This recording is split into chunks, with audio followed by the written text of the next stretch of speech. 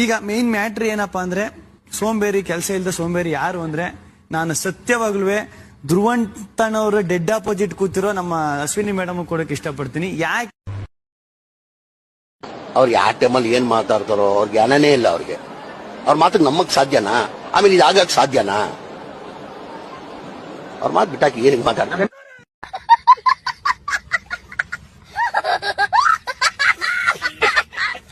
Sir, big boss ನ best contestant ಯಾರು? ಅಶ್ವಿನಿ. ಎಲ್ರೂ 10 ಸೆಕೆಂಡ್ ಮೌನಾಚರಣೆ ಮಾಡೋಣ.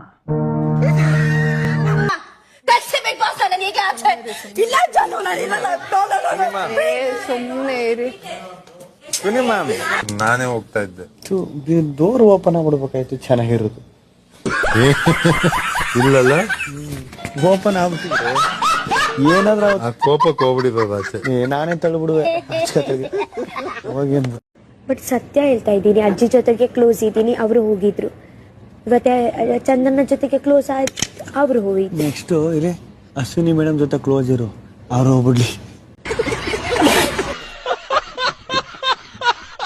ಪದೇ ಪದೇ ಬಂದು ಗಿಲ್ಲಿ ನೋಡೋ ಅವಶ್ಯಕತೆ ಇದೆ. ಎಲ್ಲ ಫಿದಾ ಆಗಿ ಅವರು ಇವನ್ನೇ ಒಪ್ಕೋ ಅಂತ ಎಲ್ಲ ಅವಳಿಗೆ ಬ್ರೈನ್ ವಾಶ್ ಮಾಡಿ, ನನ್ ಹುಡುಗರು ಈ ಸುರಸುಂದರಾಂಗನ್ಗೆ ಎಣ್ಣ ಕೊಡಕ್ಕೆ ಮಂಡ್ಯದಲ್ಲಿ ಕ್ಯೂ ನಿಂತವ್ರೆ. ಅವರೆಲ್ಲ ಬಂದು ತೂತಲ್ಲಿ ನೋಡ್ತಾ ಇದಾರೆ, ಅಂದ್ರೆ ಕಿಟಕಿಲಿ ಅವಳ ಜೊತೆ ಇನ್ನ ಅವಳ ಫ್ರೆಂಡ್ಸ್ ಎಲ್ಲ ನೋಡ್ತಾ ಇದಾರೆ.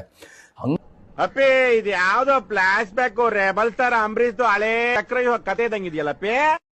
ಹಂಗೆ ಓಕೆ ತರ ಮಾತಾಡಕ್ ಸ್ಟಾರ್ಟ್ ಮಾಡ್ಬಿಟ್ರು. ನನಗೆ ಫುಲ್ ಅಳು ಬಂದ್ಬಿಡ್ತು, ಅಯ್ಯೋ ನನ್ನ ಲೈಫ್ ಬರ್ಬಾದ್ ಮಾಡ್ತಾವ್ರೆ ಅನ್ಬಿಟ್ಟು.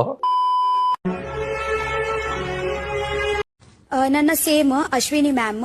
ಈಗ ಎಲ್ರು ಪಾಪ ಅವ್ರ ಮೇಲೆ ಹೇಳ್ತಾ ಇದೀರಾ ಅಶ್ವಿನಿ ಮೇಡಮ್ ಅಂತ. ಅವ್ರಿಗಿಂತ ಜಾಸ್ತಿ ರೂಲ್ ಬ್ರೇಕ್ ಮಾಡಿರೋರು ಒಬ್ರು ಅವ್ರೆ. ನಾನು ಅವ್ರು ಹೇಳಕ್ ಇಷ್ಟಪಡ್ತೀನಿ.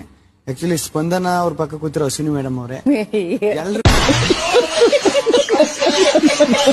ಬಿಗ್ ಬಾಸ್ ದಯವಿಟ್ಟು ಯಾವ್ದಾರ ಕಠಿಣ ಶಿಕ್ಷೆ ಕೊಡಬೇಕು, ಆದ್ರೆ ಡೈರೆಕ್ಟ್ ಎಲಿಮಿನೇಷನ್ ಮಾಡ್ಬಿಡಿ, ನಮ್ಗೆ ಇನ್ನೂ ಖುಷಿ.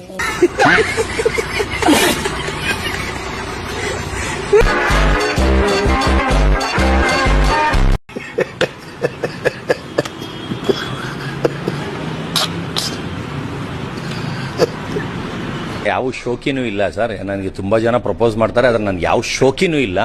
ಇವಾಗ ಹುಡುಗಿರ್ ಸವಾಸಕ್ಕೆ ಹೋಗಲ್ಲ. ಹುಡುಗಿರ್ ಸವಾಸಕ್ಕೆ ಹೋದ್ರೆ ನೆಮ್ಮದಿಯಾಗಿ ನಾವು ಉದ್ಧಾರ ಆಗಕ್ಕಾಗಲ್ಲ, ಕಳ್ಕೋಬೇಕಾಗತ್ತೆ, ಎಲ್ಲ ಕಳ್ಕೋಬೇಕಾಗತ್ತೆ, ಇರೋದೆಲ್ಲ ಜಾಬ್ ಖಾಲಿ ಮಾಡ್ಕೋಬೇಕಾಗತ್ತೆ. ಅದರಿಂದ ನಾನು ಯಾರ ಸವಾಸಕ್ಕೂ ಹೋಗಲ್ಲ. ಸಖತ್ ಆಕ್ಟಿಂಗ್ ಮಾಡ್ತಿದ್ದೆ ಕಾರಣ. ನಮಸ್ಕಾರ ಕಾರಣ. ನೀನು ಈ MTV ಸಿಟಿ ಯುಗದಲ್ಲಿ ಖುಷಿಯಾಗಿರ್ಬೇಕು.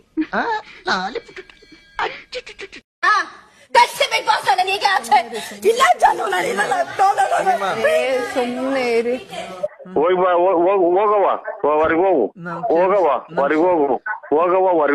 ಅಷ್ಟೇ. ಶತ್ರುಗೂ ಒಳ್ಳೇದ್ ಬಯಸೋ ವಂಶ ನಮ್ದು. ಒಳ ಹುಡ್ತೋ ನೀನು, ನನ್ನಪ್ಪನ ಪ್ರತಿರೂಪ. ಸರಿ ಆಯ್ತು, ಅದನ್ನೇ ಒಂಚೂರು ಖುಷಿಯಾಗಿ ಹೇಳು. ಮುಖ ಯಾಕೆ ಹೇಳ್ದಿಂದಂಗ್ ಮಾಡಿಕೊಂಡು ಹೇಳ್ತಿ? ನಮಸ್ಕಾರ ನನ್ನವ್ರೆಲ್ಲಾರ್ಗು. ನಾನ್ ಬಂದಿದ್ದೀನಿ ನೋಡಿ ಇವತ್ತು ನಮ್ ಸೈಟ್ಗೆ. ಯಾಕಪ್ಪ ಅಂದ್ರೆ ಇಲ್ಲೊಂದ್ ಮನೆ ಕಟ್ಬೇಕು ಅಂತ ತುಂಬಾ ಆಸೆ ಪಡ್ತಾ ಇದ್ದೀನಿ. ಯಾವ ತರ ಕಟ್ಬೇಕು ಅಂತ ಗೊತ್ತಾಗ್ತಿಲ್ಲ. ನಿಮ್ಗೆ ಏನಾದ್ರು ಐಡಿಯಾ ಇದ್ರೆ, ಪ್ಲಾನ್ ಇದ್ರೆ ಯಾವ ತರ ಕಟ್ಬೇಕು ಅಂತ ಹೇಳಿ.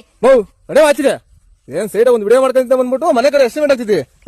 ಅಯ್ಯೋ, ನಾನು ನೀ ಕಟ್ಬಿಟ್ಟೇನ ಹೋಯ್ತೀನಿ ಬಿಡೋಣ. ಏನ್ ಯಾರು ತಿಂದಿದ್ದೀರ ಸೈಟು? ನೀವು ಅಮ್ಮ ಒಬ್ನೇ ತಗೊಂಡಿರೋದು, ಯಾರು ತಗೊಂಡೇ ಇಲ್ಲ ದೇಶದ ಪ್ರಪಂಚದಲ್ಲಿ. ಸಾಕು ಇವಾಗ ಒಬ್ಬನೇ ತಗೊಂಡ್ರೆ ನೋಡಿ ಹೆಂಗ್ ಮಾತಾಡ್ತಾನೆ. ಯಾರು ಕಾಣ್ತಿರೋ ಸೈಟ್ ಅಂತ ಹೋಯ್ತೀನಿ ಮಗ ನಾವು. ಓ ಕಾಣ್ತಿರೋ ನಂಗೆ ಆಡ್ದಂಗೆ ಆಡ್ತಾರೆ ಹಂಗೇನೆ. ಆಕೆ ಬರೀ ಸ್ನೇಹಿತೆ ಅಲ್ಲ, ನನ್ನ ತಾಯಿಯ ಪ್ರತಿರೂಪ. ಇವ ನನ್ ದೋಸ್ತ ಅಲ್ಲ, ಶೆಡ್ಡಿಯ ಒಂದು ಭಾಗ. ಒಡ ಹುಟ್ಟಿದವರಿಗಿಂತ ಹೆಚ್ಚು ಪ್ರೀತಿ ತೋರಿಸಿದಕ್ಕೆ. ನನಗ್ ಬಾಳ ದೋಸ್ತರಿದ್ರನ ಅದ್ರೊಳಗ ಹೆಚ್ಚು ಮೋಸ ಮಾಡಿದೆ ಇವ.